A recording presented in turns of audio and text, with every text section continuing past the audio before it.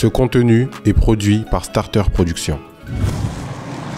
Bonjour tout le monde, j'ai décidé d'ouvrir un restaurant en Guinée. Non, je rigole. En fait, c'est un ami qui nous a invités dans son restaurant aujourd'hui. Le restaurant il s'appelle Nyaki Crêpes. Le PDG il s'appelle Abdou Touré. On l'a reçu déjà dans notre podcast Une histoire inspirante. Aujourd'hui, il a décidé de m'inviter pour que je puisse découvrir ce qu'ils font. Franchement, je mange super bien. Là, je termine de manger et on se dit à tout de suite. Ce contenu vous est proposé grâce à notre partenaire Mouna Group Technologies.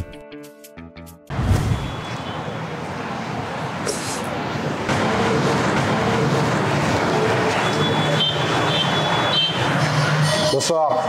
Oh, ça va ou quoi? Salam, ça va et toi? Tranquille et toi? Ça passe quoi? Tu vas bien? Ouais, alhamdoulilah. Là, t'as fait un petit temps en Guinée, là. Ça fait longtemps que t'es là. 3 mois, je suis là. Ça va, ça se passe bien? Alhamdoulilah, on s'approche, on est là. Là, on est où là? On est enfin au restaurant Nyaki Crêpes à Kipé. Là, on a le Fameux logo Nyaki Crêpes. Bienvenue à vous. Tu vas bien? Et du coup, qu'est-ce que vous faites ici exactement? On fait un peu de tout, des crêpes. Franchement, c'est un concept européen. Je t'avais dit auparavant, on fait des crêpes, tacos, milkshakes, smoothie, des hummers, des panini, hamburgers, un peu de shawarma, un peu de tout. Tout ce qui est fast-food en fait. Ok, on t'a reçu dans l'émission Une histoire inspirante dans le podcast. C'est bien ça. Mais pour les gens qui n'ont pas regardé, est-ce que tu pourrais te présenter toi déjà t'es qui? Monsieur Touré, le patron du restaurant Nyaki Crêpes. Ça fait presque 6 ans que je suis à Conakry. J'ai commencé à Abessia, Compte des Bouilles. Après, je suis allé à Metal Guinée un peu en haut ici. Là, je suis venu ici il n'y a même pas 1 an et demi que je suis là. Ok, t'es quelqu'un de la diaspora? Je suis né en France, j'ai grandi là-bas. Ok. Et j'ai voulu faire ce concept-là en Guinée, faire découvrir aux Guinéens à peu près ce qu'on fait en Europe. C'est-à-dire le crêpes, un peu de crêpes salées, sucrées, avec différentes sauces. Algérienne, samouraï. Des trucs qu'on retrouve un peu moins ici quoi. Un peu moins ici, tout à fait, ouais. Ok, là on est avec tes équipes, tu vas Venez. on va faire un peu le tour de l'établissement. Bonsoir, vous allez bien? Bonjour monsieur, vous allez bien? Ça va, merci. Ça va. Ça, c'est ma caissière. C'est une nouvelle, elle vient d'arriver il n'y a pas longtemps. Elle s'appelle Titi. C'est eux qui gèrent La caisse. Et voici Kate. Ça va, ça se passe bien? Ça va. Vous aimez bien ici? C'est bon, on apprécie beaucoup le concept, c'est quelque chose de nouveau, c'est quelque chose de bon. Donc, bien sûr, ça me fait plaisir de travailler ici. En plus, ça nous permet aussi de parler de ça à nos amis et tout. Comme ça, ils viennent découvrir. En fait, c'est un plaisir de travailler ici. Tu vois, je t'exprime bien, c'est fluide. C'est fluide, j'aime bien. Et vous mangez un peu les crêpes, ça va, vous aimez bien? Tu connaissais déjà avant? Bon, je ne connaissais pas les crêpes spaghetti avant, mais grâce à Nyaki Crêpes, j'ai découvert les crêpes spaghetti. Bon, les crêpes au chocolat et les crêpes Nutella, bon, c'est quand même quelque chose du quotidien, mais... C'est pas tout le monde qui connaît ça en Guinée, hein. Oui, mais j'ai découvert quelque chose de différent, parce que la manière dont ils font ici, c'est pas pareil que ce que nous, on peut faire à la maison en regardant YouTube ou quelque chose comme ça, en fait. Ok, t'as appris, en fait, une nouvelle... Oui, une nouvelle manière de faire la crêpe, une nouvelle manière de la déguster aussi. Ok. Le concept, du coup, il t'a parlé direct, en fait, ouais. C'est ce qui t'a... Oui, c'est sûr. Ça va, ça se passe bien, en tout cas, avec... tes nouvelles équipes et tout. Franchement, l'équipe que j'ai là, les Vulcains, j'ai rien à dire. Okay. Depuis qu'ils sont là, je vois un changement, même par rapport aux gens, aux clients qui se plaignent moins qu'avant, malheureusement. Et ça fait vraiment plaisir de les avoir avec moi. C'est pourquoi tu as décidé de faire un temps plus long cette fois-ci? À la base, je devais rentrer aujourd'hui. J'ai prolongé hier pour 3 mois encore. Vraiment, les former, comme c'est des nouvelles qui viennent d'arriver, je les forme. Je prends le temps vraiment de me battre. Ce projet-là puisse vraiment réussir comme il le faut. Tu penses que c'est possible de gérer une entreprise à distance en Guinée quand tu n'es pas là? Moi, je ne conseille pas. J'ai essayé pendant 6 ans et je suis encore, on va dire, au point mort. Et pourtant, on m'avait conseillé. À un moment donné, bon, j'ai compris que les conseils qu'on m'avait dit auparavant, il faut les appliquer. Il faut que je sois sur le terrain, il faut que je me batte comme il le faut. Et je pense que ma présence pourra changer les choses. Ok. Bon, on va essayer de s'asseoir un peu. Après, on va commander. Moi, je vais tester aussi. Bon, je connais déjà. Ouais. Mais on va essayer de tester. Quoi, les crêpes ou tacos? Franchement, moi, j'aime bien les deux. En général, je prends plus des tacos parce que moi, je suis un gros mangeur, tu vois. Et tacos, ça remplit plus. Les crêpes, quand on vend, on se dit c'est un peu petit. Donc, petit, ça dépend de ce que tu mets dedans. Ça dépend de ce que tu mets dedans, c'est vrai. On va se poser, je pense, dehors. Comme ça, on sera un peu plus à l'aise. Là, c'est la terrasse. Ok. Comme tu l'as vu, c'est nouveau. J'ai commencé, là, je suis en travaux, en plein travaux. Ok. Même pas 2 semaines que je fais les travaux. Donc là, dans quelques jours, j'espère que j'aurai tout fini et je pourrai avoir plus de monde. J'espère vraiment que ça va changer la donne. Ok. Pendant plus d'1 an et demi que je suis là, j'ai pas de terrasse et les gens se plaignaient beaucoup du manque de terrasse par rapport aux autres coins. Là, j'ai décidé de vraiment changer En les plus, choses. là, tu es dans un lieu qui est super bien placé. Je pense que ça doit être super cher ici, en plus, les loyers et tout. Super cher. Mais bon, je me dis que avec une bonne terrasse, une bonne équipe, et la qualité que je fais, et si je continue comme ça, je pense que ça pourra le faire. Je pense que le loyer, on va oublier tout ça. J'espère. Inch'Allah. Bon, ben, c'est ça, je pense qu'on va se mettre là. Du coup, moi, la question que j'aimerais te poser, c'est pourquoi quitter la France pour venir ouvrir un restaurant en Guinée? Tu quittes l'autre bout du monde pour venir ouvrir un restaurant en Guinée. Déjà, de base, il ne faut pas oublier d'où l'on vient. Avant tout, je suis né en France, certes, mais je suis guinéen. Et quand je suis venu en Guinée, j'ai vu que le pays était en voie de développement. Il manquait beaucoup de choses. Je me suis dit, bon, il faut commencer maintenant. Il faut se lancer et venir aider le pays à évoluer, à devenir meilleur. Et quand je visite les autres pays africains ou bien autres pays, je vois que c'est vraiment développé par rapport à la Guinée. Je me dis, c'est nous qui sommes là-bas, les diasporas, qui devons, avec nos idées, ce qu'on a appris, venir montrer ça aux gens d'ici. Donc, si nous, on se bat pour que le pays évolue, on pourra le faire. Mais c'est plus dur de venir entreprendre quand tu es de la diaspora, non? C'est pas facile, parce que malheureusement, nous sommes vus un peu différemment. Et il faut être fort dans la tête. Parce que si tu regardes tout ça, tu vas plus te décourager et partir. Parce que oui, on est vu différemment. Et les gens ont tendance à nous prendre un peu à la légère, pas au sérieux. Et il y a trop de gens... Ils disent quoi? Eux, ils connaissent pas le pays, ils viennent comme ça? Ouais, en fait, ils disent que nous, on vient d'ailleurs, on vient, entre guillemets, chez eux pour essayer de les dévancer. Donc, ça veut dire qu'ils sont là à vouloir nous bloquer. En fait, ils te voient en concurrent. Or, c'est pas du tout. Si j'aurais pu aller au Sénégal, d'autres pays, en Côte d'Ivoire, faire ce projet-là, j'allais réussir plus facilement, parce que ces pays sont développés par rapport à la Guinée. Tu vois que c'est la vérité. Mais j'ai voulu venir en Guinée parce que c'est mon pays. Je me suis dit, pourquoi aller dans les autres pays, comme beaucoup me le disent? Pourquoi tu viens en Guinée, alors que le pays n'est pas encore développé, surtout pour les crêpes salées, que le pays n'est pas encore prêt à adapter. Pas au Sénégal, en Côte d'Ivoire, là-bas tu pourras forcément réussir. Ils ont déjà en fait ce genre de concept là-bas. Oui, au Sénégal, j'ai vu que beaucoup de gens font des tacos, des crêpes, et ça marche bien parce que je me suis renseigné avec des gens qui sont là-bas. Et bon, moi, c'est vrai que je cherche l'argent, mais j'avais dès le départ comme objectif de vraiment aider le pays à se développer que de faire de l'argent. Je me suis dit, si le pays se développe, qu'il y a la qualité, les gens aiment bien ce que je fais, tôt ou tard, je ferai de l'argent. Donc juste, il faut être patient et persévérer. Ok. Et tu penses, ça va, comment les gens ils ont accueilli un peu ton concept de crêpes et tout? En tout cas, pour ceux qui ne connaissaient pas et tout. Comment tu as réussi à faire connaître ce concept au Guinée? Pour les gens qui connaissent les crêpes, qui ont beaucoup voyagé, quand ils venaient dans mon restaurant, ils pensaient avoir genre le nom de crêpes. Merci beaucoup. Merci beaucoup. T'as raison, ils sont accueillants. C'est important. Donc les gens qui venaient dans mon restaurant de l'Occident, quand on leur disait, ouais, il y a une crêperie qui a ouvert à Conakry, c'était un peu surpris. Oh, ça va être une crêperie en mode lambda, où il y aura, tu vois, faire copier. Parce que souvent, quand on va dans les restaurants en Guinée, les gens ils mettent les photos de ce qu'ils vendent, mais souvent, c'est pas pareil. Quand tu commandes, quand tu vois la photo d'un hamburger, et quand tu le reçois, ça n'a rien à voir. Malheureusement, c'est différent. C'est vraiment récurrent ici.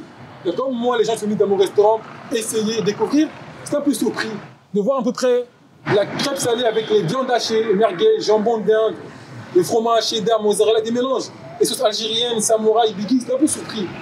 Ah, ils ont goûté, ils ont dit, ah ouais, c'est pas mal. Donc je me suis dit, si eux apprécient ce que je fais, c'est bien, parce qu'eux connaissent. Maintenant, il faut viser eux qui ne connaissent pas. Et là, pour eux, les Guinéens, pour faire découvrir un concept nouveau, c'est un peu difficile. Comme j'avais expliqué auparavant, j'ai fait des flyers, j'ai beaucoup donné aux gens, sans effet. Et quand les gens venaient dans mon restaurant, ils voulaient des hamburgers au shawarma, ou pataya, que j'avais pas. Je leur disais, bon, il y a un concept nouveau ici, on fait des crêpes. Salé, sucré. Mais salé, goûter. Si vous n'appréciez pas, vous ne payez pas. Et ils souriaient et tout, ils prenaient ça un peu à la légère. Tu as dû perdre beaucoup d'argent dans ça, non? Oui, mais perdre de l'argent pour que ça rapporte, on va dire, plus de clientèle et les bouches à oreille. Je me dis pourquoi pas. Ça, c'est des dépenses à perte. Bah là, tout de suite, on a vu une cliente, tu me disais que c'est comme ça que tu l'avais eu. Bah, il y a 2 Hier, jours, elle est passée. J'ai vu 3 jeunes qui passaient devant mon restaurant. J'ai venu se renseigner à peu près ce qu'on faisait ici. Demander des pizzas ou hamburgers. J'aurais dit, nous, on ne fait pas ça. On fait des crêpes. C'est quoi des crêpes? Crêpes salées ou sucrées. on dit salé et sucré. Ouais, mais salé, on ne connaît pas trop. Ah non, j'ai dit goûtez. Si vous n'appréciez pas, vous ne payez pas. J'ai pris ça en mode rigolade. Asseyez-vous. J'ai demandé à mon cuisinier de faire une crêpe salée. J'ai composé de viande hachée, cheddar et sauce algérienne. Ça, c'est la base. Et ils ont goûté à 3. D'un coup, je vois qu'ils appellent la caissière. Je me suis dit, pour se plaindre ou pour. Ceux-là, ils disent, on veut encore 3. Moi, j'ai souri, j'ai dit, ah. Même elle, j'aurais dit, vous avez vu, non, ça a marché ce que j'ai fait, non? Ils m'ont dit, franchement, ça marche. Donc, je me suis dit, je sais ce que je fais. Si c'est la qualité que les gens goûtent et apprécient, ils vont venir. Ne vous inquiétez pas. Et ça a fait effet. Là, aujourd'hui, même, elle est venue ici pour manger encore. J'ai vu. Tu l'as vu, non? Quand je l'ai vu, je me suis dit, mais attends, je pensais que c'était une de tes employés carrément. Non, c'était en tête. Et c'est quoi les plus grosses difficultés que tu as rencontrées en Guinée? Attends, je vais juste essayer de commander avant. Ok. Ah, ok, c'est le menu. Je crois que je vais regarder, je vais redécouvrir des trucs que j'avais pas mangé depuis longtemps. Bonsoir, vous allez bien? Je pense qu'aujourd'hui, je vais aller plutôt sur une crêpe salée. Moi, j'aime bien le boursin, donc je vais prendre ça. Je vais prendre viande hachée. Demande-lui de proposer une crêpe, une bonne crêpe. Ok. Toi, tu me proposes quoi? Moi, je vous proposerai la crêpe mixte. Ok. C'est un mélange de viande et de poulet. Ok. Bon, la sauce, on va sur une sauce algérienne parce que c'est quelque chose c'est une sauce légèrement épicée, donc ça apporte un peu de goût et tout. Ok. Et supplément cheddar, mozzarella. C'est top. Je vais aller sur ça alors. Donc, crêpe mixte, poulet et viande, c'est bien ça? Avec cheddar, c'est la base. Ok. Sauce algérienne. Ouais. Pour apporter un peu de piment. Un peu de piment. Piment sucré. Sinon, on a aussi des boissons, milkshakes, smoothies. Ok. Moi, je vais prendre un smoothie. D'accord. Il y a du smoothie à l'ananas, à la banane, à la fraise, voilà. Ok. Vous avez le droit à 2 fruits. Ok, c'est mélangé. Je pense que... C'est quoi le mieux? C'est quoi que vous avez le mieux au niveau des smoothies? Mangue, ananas, c'est pas mal. Ok. Moi, je prends tout le temps. Bah, je vais prendre ça mangue ananas, mais le smoothie, je le prends après. D'accord. Je le prendrai après. D'accord. Merci beaucoup. Mais vous n'allez pas prendre un dessert? Si, je vais prendre un dessert aussi. Bon, moi, comme j'ai dit, je mange beaucoup. Hein. Ah, voilà, il y a les crêpes ici. Il y a les crêpes sucrées, Nutella. Ok. Vous pouvez accompagner avec... Crêpes spaghetti, je connaissais pas ça. C'est pour ça que j'ai entendu tout à l'heure, tu as dit crêpes spaghetti, mais je n'avais pas compris. C'est quoi ça? J'ai récemment un concept, genre un menu nouveau, avec des crêpes spaghetti. Ok. C'est des crêpes avec des spaghettis? Là, c'est des crêpes en mode spaghetti qu'on coupe en petits morceaux en mode spaghetti. Ok. On met avec... Et c'est sucré? C'est sucré, c'est bien. C'est bon ça? C'est bon. Je vais prendre ça, j'ai jamais essayé. Je pense que les gens aussi vont découvrir, ils vont péter un plomb. Crêpes spaghetti, c'est la première fois que je vois ça de ma vie. Avec tout ce qui est nouveauté en Europe. J'ai entendu tout à l'heure, elle a dit crêpes spaghetti, mais je pensais qu'elle s'était trompée en fait. Ah non, c'est bien ça, crêpes spaghetti. Ça, c'est le nom que j'ai vu en France récemment, quand j'étais là-bas. Comme j'aime bien envoyer souvent de nouveautés. Mais quand tu mets des noms comme ça qui choquent les gens ils se disent pas attends, crêpes spaghetti. Récemment, j'ai un monsieur qui est venu ici commander des spaghettis. Excuse-moi, merci beaucoup. Hein. Et quand on lui a proposé crêpes spaghetti, ok, il n'y a pas de souci. Il a pris? On nous ramène et il est un peu surpris, étonné de. Ah, ça c'est sucré ça. Moi je veux spaghetti. Il dit boss, goûtez, vous allez voir. Et il a goûté, il m'a dit ah, je pensais pas à ça, mais c'est pas mal. J'étais un peu rassuré parce que s'il m'aurait dit j'aime pas. Il a dit ah. Parce qu'ici, les gens ils disent spaghetti, eux pensent à spaghetti, sauce tomate, tout ça. Et là, ils voient spaghetti. Du coup, c'est quoi les plus grosses difficultés que tu as rencontrées en Guinée, toi? Franchement, c'est niveau employé. J'ai beaucoup souffert. Et j'ai passé mon temps à changer d'équipe régulièrement. Et on le sentait. Même les clients se plaignaient du changement. Ils voyaient un changement. Mais pas par plaisir. C'est parce que, à un moment donné, quand tu essaies de former des gens, de leur apprendre d'une nouveauté. Moi, j'ai appris une chose. Même si tu as appris ailleurs, quand tu pars dans un lieu différent de ce que tu as appris, va là-bas en mode je veux apprendre, je ne connais rien. Il faut accepter de repartir à zéro, apprendre une nouveauté. Mais toi, tu viens dans un coin où, avec un code différent, on t'explique, on te conseille, mais tu refuses. En fait, ils pensent que la manière dont ils ont appris ailleurs, c'est la même chose qu'ils doivent faire ici. Sauf que non. J'aurais dit mais directement que tu as beau travailler dans les restaurants ailleurs à Conakry. Ce que moi j'envoie, c'est nouveau. Reste derrière moi, écoute mes conseils, tout ira bien. Ils me disent ok. Dès que je pars en France, ils font ce qu'ils veulent. c'est compliqué. C'est compliqué. Quand les clients passent leur temps à m'écrire sur Insta ou Facebook ou Snap, parce que c'est moi qui gère les pages, ça me fait mal au cœur parce que je me dis, mais je l'aurais appris autrement. Même à l'accueil, que ce soit au niveau rapidité de la cuisine, c'est différent. Même tout ce qui est règlement que je mets en place, c'est pas appliqué. Quand je marque ouverture du restaurant à 10h et que je suis en France, j'appelle à 12h le restaurant, c'est encore fermé. Ou un client qui se plaint de ah, je veux commander, c'est fermé. Moi je suis pas, ça fait mal au cœur. Je me dis c'est la faute du gérant. Tu dis en fait les gens ils font n'importe quoi pendant que tu n'es pas là. Je suis pas là. Et quand je suis là et que je suis présent, bah, s'ils ne font pas, moi je fais. Entre guillemets. Et quand je suis pas là, qui va faire? Et de toute façon devant toi ils vont pas se comporter de la même manière que quand tu es là. C'est dommage. Parce que moi j'étais là, mais je suis souvent pas là aussi. Quand j'étais là, je faisais ce qu'il faut, ce qu'il fallait entre guillemets pour que ça aille bien. Et dès que je partais vers un changement, au point où les clients me réclamaient.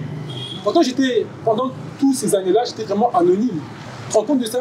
Les gens m'écrivaient, mais on sent que tu n'es pas là. Sans savoir qui je suis, tu vois. Ils me disent, mais comment ils savent que je ne suis pas là? Ils disent, ah, ça se voit, et comment ils voient que c'est là, ils disent, ah, le patron, il n'est pas là. C'est ce qui t'a poussé à faire un long temps en Guinée, là, du coup. Et surtout par le fait que tu m'as proposé de passer à l'émission. Déjà, de base, j'étais vraiment anonyme. Comme tu es un frère, je me suis dit, bon, je ne peux pas refuser. Et franchement, ça fait super plaisir que tu as pensé à moi déjà. Tu m'as appelé, je suis chez toi. Et par rapport à tes conseils que tu m'as donné, le fait de me montrer, de parler un peu de ce que j'ai fait de mon parcours, que je ne vais pas trop le faire à la base, mais je l'ai fait et vraiment je ne suis pas déçu. Et je te remercie. Il n'y a pas de quoi. Par rapport à ça, ça fait plaisir. Il n'y a pas de quoi. Et tu penses, c'est quoi qui pourrait aider réellement un entrepreneur à réussir en Guinée? Toi, avec tout ce que tu as pu apprendre en Guinée, tu penses que c'est quoi qui pourrait aider réellement? Déjà, c'est important de venir découvrir le pays avant de se lancer dans tout projet. Si moi j'avais une personne qui avait un vécu, de l'expérience, ça allait beaucoup m'aider. Parce que j'allais me rapprocher de la personne là, même si c'est fallait le payer comme un coach. Je pose mes questions, tout ce que j'ai, comment le pays est déjà. Quelqu'un qui va vraiment te guider. Me guider, me conseiller, me montrer un peu toutes les difficultés, tous les coins phares, tout ça en fait. Et ça m'aurait beaucoup aidé. Et déjà, je pense que si j'avais... Où louer, comment avoir tes premiers salariés. Les salariés, tout ça, ça m'aurait beaucoup aidé. Comment faire ton marketing. Le marketing, c'est important, que moi j'ai minimisé. Donc, ça veut dire que j'aurais eu tout ça dès le départ. Déjà, je ne serais pas là avec en fait, tu as compté juste sur ton concept et tu t'es dit, même si je ne fais pas de publicité, ça va marcher, quoi. Ouais, surtout que j'étais à Bessa chez mon père. Je me suis dit quoi, comme je t'avais expliqué auparavant, j'étais en plein centre. Pour moi, en vue, c'est à côté, Taouya, c'est à côté, banlieue, c'est à côté. Je n'ai pas de charge à payer. C'est chez mon père. C'est un concept nouveau. Nous, en France, on apprend un concept nouveau. Un restaurant qui a ouvert, même si c'est à 1 heure de chez nous, dans un petit village, on va aller. On va aller découvrir, on va manger. Je pensais que la Guinée, ça allait être pareil. Sauf que malheureusement, non. Ici, les gens, ils n'aiment pas la nouveauté. La nouveauté, pas trop, et surtout les coins sont importants. J'ai appris une chose en Guinée. Si tu fais la qualité, mais le coin n'est pas comme ils veulent, on va dire un peu bling-bling, en mode coin photo, et ils ne viendront pas. Ils viendront pendant la portée. Donc ça veut dire qu'il faut vraiment avoir les moyens, faire vraiment une bonne décoration déjà. Pour moi, la décoration, à ce que j'ai compris ici, est mieux que la qualité de la nourriture. C'est ce que j'ai compris ici. En fait, les gens, ils ont surtout ce truc où ils veulent sentir que là où ils vont manger, socialement, ça prouve qu'ils ont un grade en plus, quoi. Ils se disent, ah, si je vais manger là, ça veut dire que ouais, je suis quelqu'un. Et en fait, ça ressort à travers le branding de ton entreprise. Quand je voyais les jeunes comme nous, expatriés, qui venaient dans mon restaurant, ils voyaient que c'était un peu vite, beaucoup d'emportés. Ils me disaient, mais pourquoi? Je leur ai dit, bah, malheureusement, c'est que j'ai pas encore mis une décoration qui les attirait, les Guinéens, malheureusement. J'ai dit, mais nous, on s'en fout, on veut juste la qualité, on se pose. Tant que c'est propre, c'est bon, on mange et on discute ou pas. J'ai dit, oui, ça c'est nous en Europe. Parce que nous c'est comme ça. Mais ici, malheureusement, non. Il faut vraiment une décoration avant la qualité. Donc, c'est pour ça qu'en un an ici, un an et demi, j'ai fait 3 fois la décoration. C'est pour chercher, entre guillemets, à donner aux clients ce qu'ils réclament. Je comprends. Et moi, il y a une question que je me suis posée pendant longtemps. Parce que tu vois, quand tu viens de la diaspora avec les Guinéens, tu as de la famille, tu as des proches ici. Et quand tu viens et que tu cherches à monter un business, on va te proposer plein de business. Tout le monde va te dire, ah, si tu fais ça, ça marche. Si tu fais ça dans la logistique, ça marche. Donc, au final, on va te proposer plein de business et tu sais même pas à quoi faire. Hein. Et c'est rare même que tu demandes à quelqu'un, moi, j'aimerais me lancer dans ce business et que quelqu'un te dise non, ça marche pas. On va toujours te dire ça marche. Maintenant, quand tu vas rentrer dedans, c'est là que tu vas voir les problèmes. Toi, pourquoi tu as voulu ouvrir une crêperie? Et c'est quoi les motivations qui t'ont poussé à rester encore jusque-là? Déjà parce que ma famille à moi, déjà mon père, qui est mon exemple, et mes frères, ils ont plus construit. Les maisons qu'ils louent. Et que j'ai vu, que je me suis dit, pourquoi pas faire autre chose? Même si mon père, au départ, il m'a dit, tu vas souffrir en Guinée, malheureusement. Ton père, il t'avait déjà dit ça avant de venir? Il m'avait dit que lui, il a tout essayé. L'école qu'il a mis en place, ça a échoué. Il a ouvert une école avant? Une école avant. Mon père a fait une école, ça n'a pas marché comme il le voulait. Il a ouvert son restaurant à Bessia, en bas, là où je suis aujourd'hui, ça n'a pas marché. C'est un peu battu. Et au final, il a tout fermé pour continuer à se lancer dans ce qu'il fait. L'immobilier? L'immobilier. En fait, il s'est dit là-bas, tu as moins de risques. Au moins, il y a moins de risques. Et je me suis dit, donc, si lui a échoué, c'est pas dire que moi je vais essayer, je vais échouer. J'ai voulu lui prouver que, même si je viens d'ailleurs, je peux faire un concept ici en Guinée et faire découvrir aux Guinéens un concept nouveau et ils vont apprécier. Donc mon combat, c'était prouver à mon père que je suis capable de laisser la France venir en Guinée et réussir là où lui il a échoué.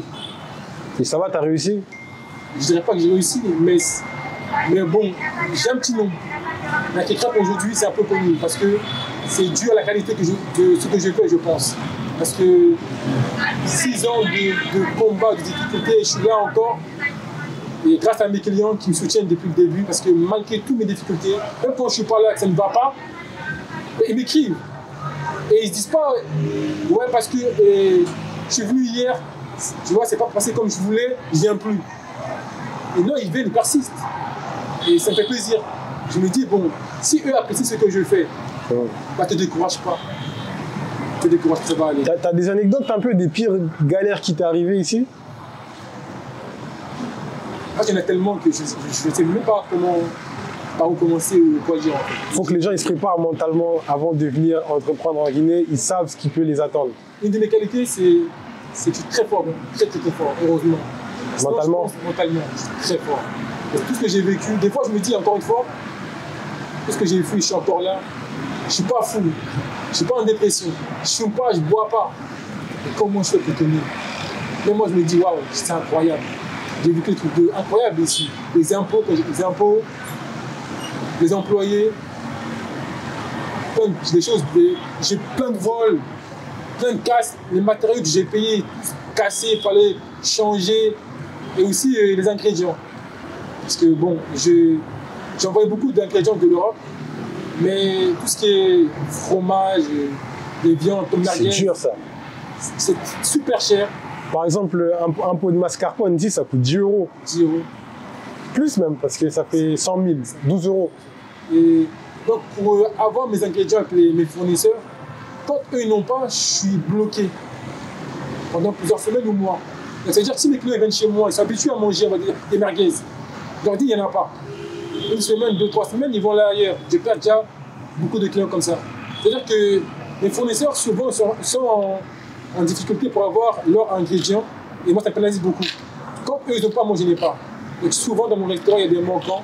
C'est pas parce que je veux et j'ai envie, parce que je suis en difficulté. Le pays n'a pas assez de choix pour les entrepreneurs ou les restaurants comme nous pour avoir du choix. Donc moi, mes fournisseurs, j'en ai un ou deux seulement. Quand eux, ils n'ont pas, je suis bloqué. Surtout que les prix sont super chers. Et malheureusement, le fait qu'ils soient en monopole les pousse souvent à monter les prix. Et quand eux montent les prix, et moi j'ai un menu déjà avec un prix fixe, comme moi aussi je veux monter les prix, les gens se plaignent et fuient parce qu'ils pensent que je fais exprès. Non, pas du tout. C'est pour ça que la nourriture dans les restaurants en Guinée, ça coûte super cher. Tu me disais même que tu avais mangé une fois une pizza dans un hôtel et tu avais l'impression d'avoir mangé les pizzas qu'on achète dans les supermarchés surgelés là en France. Et tu penses, donc la nourriture en vrai, c'est compliqué en Guinée. C'est compliqué. Il faut vraiment qu'il y ait plus de fournisseurs, comme à Isla Food en Europe. S'il y a bien des Isla Food, c'est quoi? C'est où les restaurateurs se fournissent? C'est bien ça. Oui. Moi, je connais Métro. C'est comme Métro. C'est là où c'est les grossistes où les restaurants se fournissent. Et il y en a plusieurs. Il y a Métro, il y a Isla Food. Ils payent moins cher en plus que les particuliers. C'est bien ça, oui. C'est-à-dire que s'il y avait ça en Guinée et qu'il n'y a pas de monopole, je pense que les prix seront différentes. Il y aura moins de difficultés pour avoir ce qu'on veut en fait. Et c'est dommage qu'il n'y a pas ça encore. J'espère qu'un jour il y aura ça. Ok. On peut faire un tour dans ta cuisine?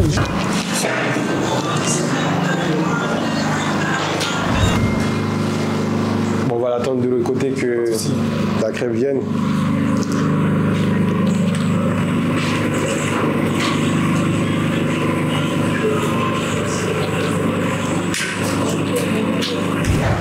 Franchement, déjà esthétiquement, c'est très joli. Et on va essayer de goûter. Juste avant, j'aimerais te demander un truc. C'est quoi l'avenir du coup pour toi? Bah, j'espère vraiment réussir dans ce domaine-là de restauration. Et si je réussis à faire en sorte que Kipe, là où je suis, marche comme il le faut, mon souhait c'est de m'élargir un peu, partir en ville, ou ça comme ça. C'est là-bas où beaucoup de gens me réclament. Donc je me dis, bon, d'abord, bien gérer ici, et pourquoi pas, entre guillemets, tourner un peu dans Conakry. Vraiment faire découvrir le concept guinéen. Élargir sous forme de franchise. Ok. Bon, l'instant de vérité, on va goûter et on va dire bon appétit. Ce que j'en pense. Merci beaucoup. Bismillah.